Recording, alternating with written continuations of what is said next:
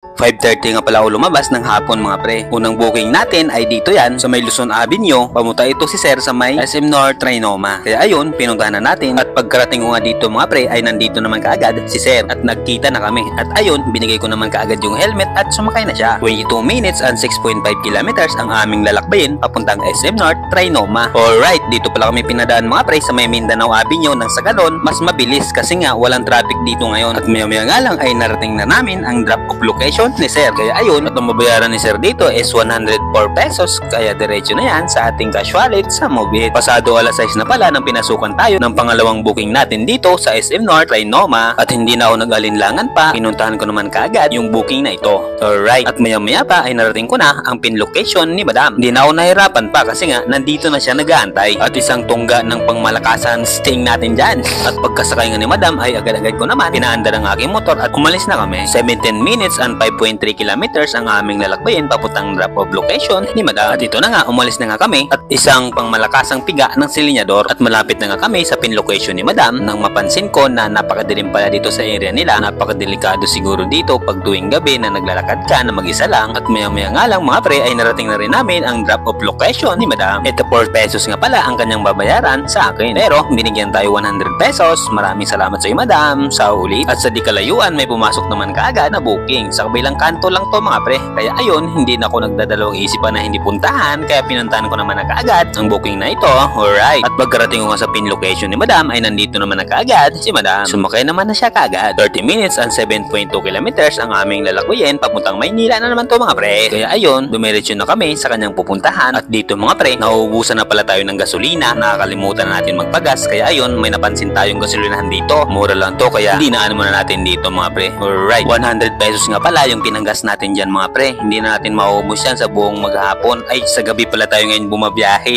Hindi na natin maubos yan hanggang alas 12 ng gabi dahil natuloy-tuloy yung booking natin. Kaya tama lang talaga na Honda Click ang ating binili dahil na rin sa napakatipid sa gasolina mga pre. At maya nga lang ay narating na rin namin ang drop-off location ni Madam. 129 nga pala ang kanyang babayaran sa akin. Diretso na yan sa cash wallet natin sa Movit. Sa di kalayuan may pumasok na naman na booking sa akin mga pre. Gurami lang to kaya pinuntahan ko na. Pagkarating ko nga dito ay nandito naman na kaagad si Sir. Kaya ayun, sumakay na sa aking motor. Ang sarap talaga sa feelings na ganito. Tuloy-tuloy talaga yung biyahe natin ngayon kahit nagurami. Hindi na ako namimili mga pre kasi nga nahabol ko na rin yung incentives ngayong gabi. Kaya ayun, let's go! Pasado alas 7 na pala may pumasok na naman sa atin na booking. Pang-5 booking na natin to mga pre. Kaya ayun, pinuntahan na naman natin kaagad. Nang sa ganon, makarami tayo ngayon kahit na makadalawang butas tayo sa incentives ngayong gabi. At pagkarating ko nga dito sa pin location ni Sir ay nandito naman na kaagad sa Sir. At sinakay ko naman na kaagad at dumiretso na kami sa kanyang drop-off location. Malapit lang naman to mga pre kasi nga gurami na naman to. Ang sarap talaga pag ganito mga pre, ang daming booking. Tuloy-tuloy talaga yung booking natin ngayon. Sana Lord ganito lagi araw-araw. At maya nga lang mga pre ay narating na rin namin ang drop-off location ni Sir. 50 pesos lang ang kanyang babayaran sa akin. At pagkatapos nga ng booking na to mga pre, ang dami ko nang pinasok na booking. Kaya ayun, hanggang alas 11 tayo ng gabi. At ito pala yung kinita natin sa mahigit 5 oras nating pagbibiyahe sa gabi. Alright, dito lang mga pre. Bye-bye!